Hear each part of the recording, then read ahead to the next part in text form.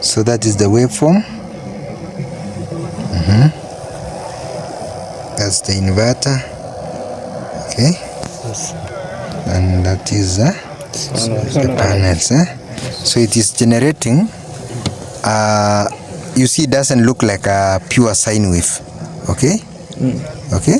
Yeah. So this one will not do very well in your some of your equipments. You will need a pure sine wave. Okay. Yes. A pure sine wave for you to run some sensitive electronic equipment. So you see that kind of inverter will not give you that.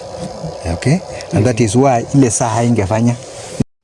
You see, we used this inverter on that clock over there, and it did not work, and the reason was because of the sine wave that we've just seen. So we need a pure sine wave for that. So without this oscilloscope, we would not have been able to know the problem.